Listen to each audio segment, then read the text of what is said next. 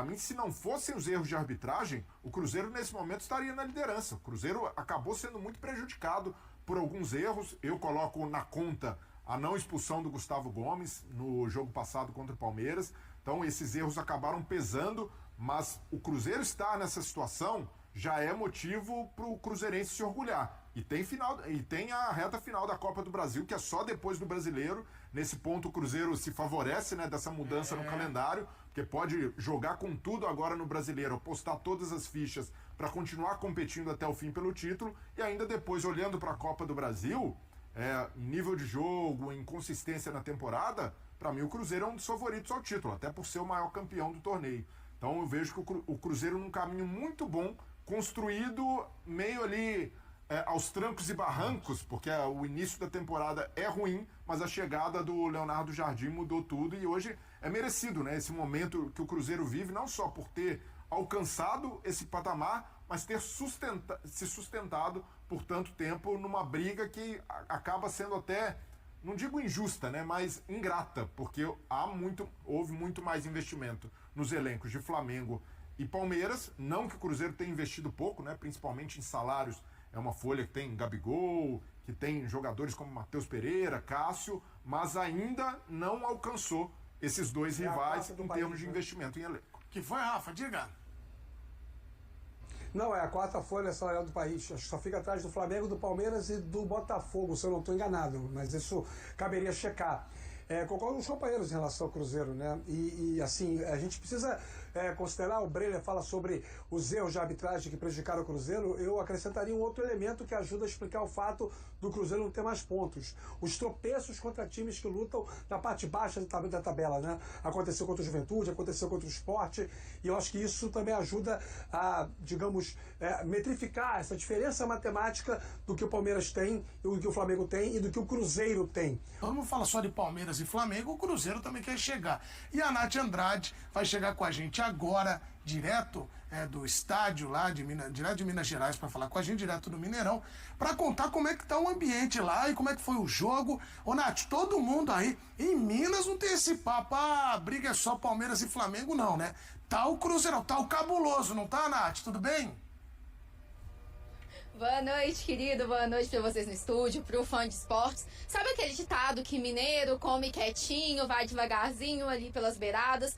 É o que o Cruzeiro tá fazendo, tá se mantendo vivo pela briga, e ninguém aqui descarta o Cruzeiro nessa luta pelo título não, viu? Tá indo devagarzinho, conquistando os pontos, na calada. A equipe sempre fala, não, nossa briga é pela Libertadores, mas a gente sabe que não é, né? Todo cruzeirense vai estar de olho no Flamengo, no Palmeiras, inclusive teve muita gente comemorando a classificação dos dois times para a final da Libertadores, para ver se esquecem um pouco o Campeonato Brasileiro, e aí sobra pro Cruzeiro. O Cruzeiro tá muito vivo nessa luta. E vocês estão vendo o Mineirão escuro, o Mineirão vazio assim? Não tava vazio assim não, viu? Foram quase 60 mil pessoas hoje aqui para ver Cruzeiro e Vitória. Cruzeiro, inclusive, comemorou a marca de mais de 1 milhão de torcedores presentes no estádio nos jogos esse ano. É gente, assim, a perder de vista. E o Cruzeiro deu show, acabou com aquela história de não ganhar de time que está embaixo da tabela, venceu e convenceu. O João Marcelo conversou com a gente essa semana, falou que o Cruzeiro precisava voltar a vencer. E vencer jogando bem, venceu jogando bem, e fez aquilo que o Cruzeirense estava morto de saudade de fazer. Fez o K. O Vitória até começou atacando, assustou o Cássio no primeiro lance do jogo, tentou fazer um gol ali com 14 segundos, ia ser o gol mais rápido do campeonato, mas o Cássio salvou, e aí veio o Caio Jorge de pênalti, quebrou também a escrita de não fazer gols de pênalti, marcou, comemorou muito com a torcida, beijou o símbolo, foi pra galera. Depois Caio Jorge de novo, confiante, marcou o segundo, teve até VAR para ver se ele estava impedido. Depois ele falou, sabia que não estava. Enquanto o VAR analisava, ele já estava comemorando com os companheiros, com os torcedores também, marcou o segundo. O Vitória diminuiu com o Willian Oliveira, mas não teve jeito. Veio o Arroio, marcou o primeiro gol dele com a camisa do Cruzeiro, ele que tentou muito, vem sendo muito pedido pela torcida do Cruzeiro, agora ocupou o lugar do Wanderson, né? Wanderson que se machucou naquele lance polêmico com o Gustavo Gomes, não joga mais esse ano. Arroio tá na vaga dele, marcou o primeiro, comemorou bastante também e conversou com a gente no fim do jogo, falou desse primeiro gol. Caio Jorge também conversou, Kaique que deu assistência, todo mundo muito feliz na zona mista do Cruzeiro, como a gente pode ouvir agora.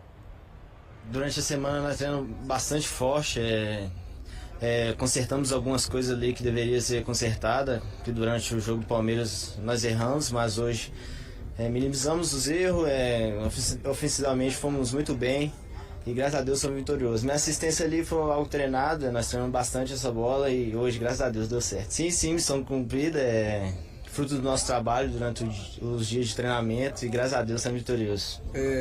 Un momento duro que mi compañero Wanderson se haya lesionado, pero nada, que se recupere pronto. Y muy feliz por el gol, muy feliz. La emoción se nota ahí, que primer gol con estadio lleno. Nada, agradecer a toda la afición por el apoio e graças a Deus por el primeiro gol. O gol traz de volta a confiança, é o que eu estava precisando. Você fica um tempo sem marcar, realmente você fica um pouco ali indeciso em algumas jogadas, fica um pouco de receio, mas hoje não foi diferente. Os gols apareceram, voltei a atuar bem, isso foi o mais importante. E a gente estava falando que essa vitória do Cruzeiro é grande, ela se torna maior quando a gente olha para a escalação. O Cruzeiro estava sem a zaga titular, né? Fabrício Bruno foi expulso contra o Palmeiras, Vidalba tomou o terceiro amarelo, João Marcelo, que não jogava um jogo completo há muito tempo, ele se lesionou, voltou contra o Vasco, mas entrando poucos minutos, jogou o jogo inteiro, conseguiu ir super bem na partida. Jonathan Jesus completou a zaga e também sem o Wanderson, né? Que tá lesionado, mas o Arroio entrou, mostrou a que veio, fez o gol dele. Então o Cruzeiro, mesmo desfalcado, conseguiu vencer e principalmente convencer o torcedor que segue na briga. E não tem descanso, tá? Amanhã o Cruzeiro já treina para enfrentar o Grêmio no meio da semana. Beijo para vocês aí no estúdio. Obrigado, Nath. Bom descanso para você agora. Obrigado, parabéns pelo trabalho. E é o Cruzeiro vencendo o Vitória com o Mineirão lotado e todo mundo agora vai olhar para a questão da tabela. Eu tava olhando aqui, ó, porque tem o Palmeiras com 62 pontos, tem o Flamengo com 61 e o Cruzeiro com 60. Obviamente que o Cruzeiro tem 2 jogos a mais, o Flamengo vai jogar hoje, o Palmeiras joga amanhã. Mas eles continuam lá, viu, Zé? Eles estão lá, quietinho. A Nath falou que eles estão quietinhos. Eu não sei se os dois começarem a olhar muito liberta, bateção de cabeça ali, se eles não passam na Fórmula 1 tem o vácuo, Zé. Mas vai chegar um momento em que as duas equipes vão precisar tirar um pouco o pé, né? A questão de administrar até para chegarem na final da Libertadores em boas condições de saúde, né? Com boas condições físicas. Nós estávamos falando aqui no Equipe F que é uma grande oportunidade para o Cruzeiro, né, nesse sentido, porque o Cruzeiro ainda, depois da final, ainda teremos 3 jogos, né, para se encerrar o campeonato. Existe essa possibilidade, então o Cruzeiro tem que aproveitar. O Cruzeiro segue ali na briga e a gente vai, lógico, falar de personagens. A gente ouviu a Nath trazendo ali alguns personagens do Cruzeiro e aquela situação, vocês têm que fazer o Caio imediatamente, que é Caio Jorge, voltou a marcar. Você sabe fazer o Caio? É o Caio, acho que é assim, né? Aí. É assim? Foi bem, é assim. Faça o Caio imediatamente, Rafa, faça o Caio imediatamente.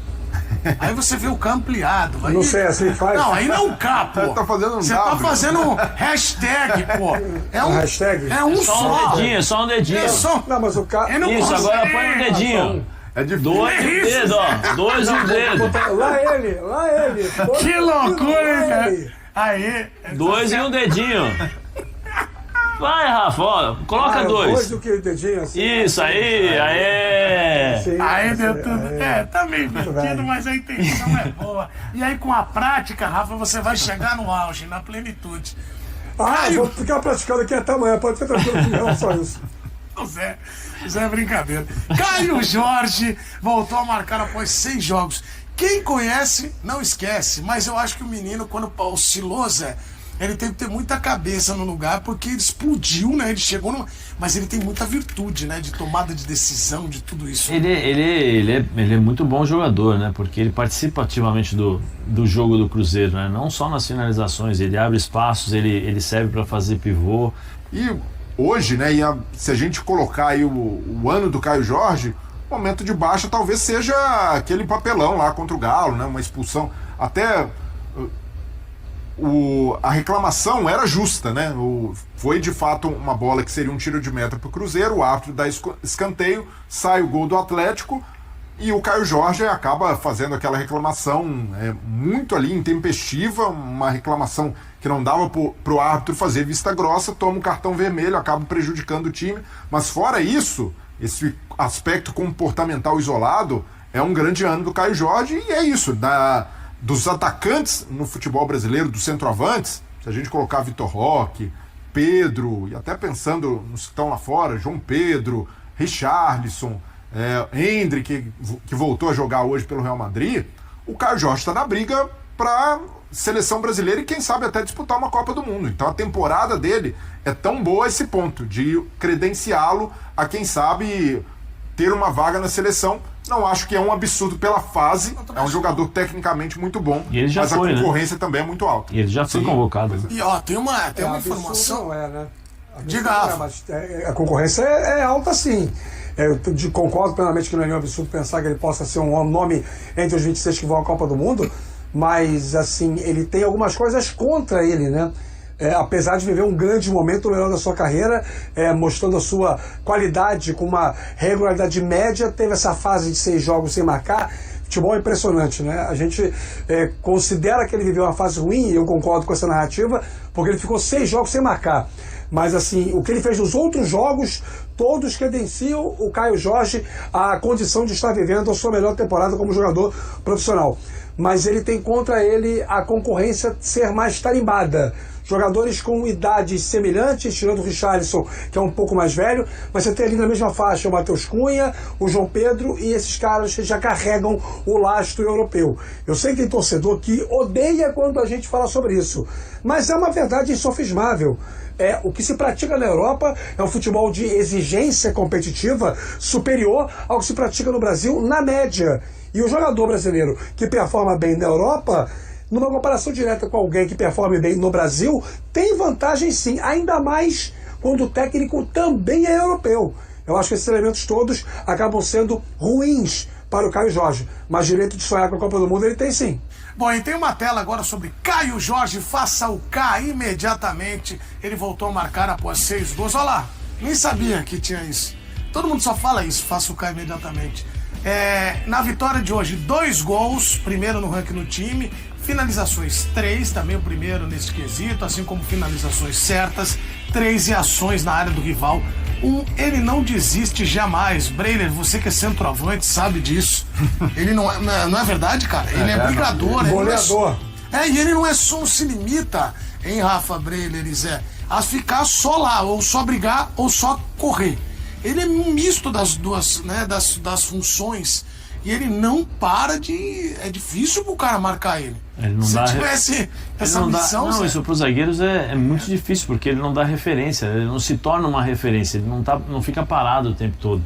Ele se movimenta e assim, quando você joga com o Matheus Pereira ao seu lado, ou né, você na frente, ele vindo por trás ali, o Matheus Pereira, ele encontra os jogadores com uma facilidade enorme. Então isso é fundamental para um centroavante. E ele participa do jogo, como você falou. Ele não fica só correndo. Muitas vezes, quando ele tem que segurar a bola, chamar uma falta, ele tem essa capacidade também. Ele é bom jogador. Porque com 17 gols no Campeonato Brasileiro e a importância que ele tem num time que está disputando o título, isso faz com que o Ancelotti olhe mais para o Cruzeiro, e ele já foi observado, já está no radar da seleção, já foi convocado, inclusive, mas também esse mérito dele de... colocou o Gabigol no banco sem nenhuma discussão. E o Gabigol entra, né, hoje também, é importante, chuta uma bola na trave, mas não o jogador que se esperava e que o Caio Jorge acabou ocupando essa lacuna de protagonismo ali na frente. Neste sábado, 1º de novembro, o atacante Caio Jorge, do Cruzeiro, voltou a balançar as redes. Autor de 2 gols na vitória celeste por 3-1 sobre o Vitória, pela 31ª rodada do Campeonato Brasileiro. O centroavante encerrou um jejum de mais de 2 meses, 7 partidas, sem marcar na competição. Após o jogo, o jogador comemorou o fim do período sem gols. Na zona mista do Mineirão, Caio comentou sobre a fase sem marcar. Ele destacou que, embora busque o gol, sua principal cobrança é contribuir com o time, mesmo que de outras formas que não sejam finalizando. Primeiro, me cobro para jogar bem. O gol é consequência do trabalho. Eu estava tranquilo, sempre focado, e sabia que em algum momento a boa fase voltaria, disse o atacante, que ainda teve de aguardar o VAR confirmar o segundo gol da partida. A revisão checou possível impedimento, mas Caio revelou que já estava confiante na legalidade do lance. Eu sabia que o gol valeria. Tenho convicção porque é um movimento que treino bastante, saio da linha e ataco o espaço. Fiz um gol parecido na Sul-Americana do ano passado, então já imaginava que estava em posição correta, explicou. Com os 2 gols, Caio Jorge retomou a artilharia isolada do Brasileirão 2025, somando agora 17 tentos, 2 a mais que a Arrascaeta do Flamengo. Com o campeonato caminhando para a reta final, o atacante se aproxima de um feito histórico pelo Cruzeiro. Ele pode se tornar o primeiro jogador da Raposa a terminar como artilheiro do Campeonato Brasileiro desde 1970. Quando Tostão foi o goleador máximo com 12 gols. Desde então, nenhum atleta do clube alcançou tal marca.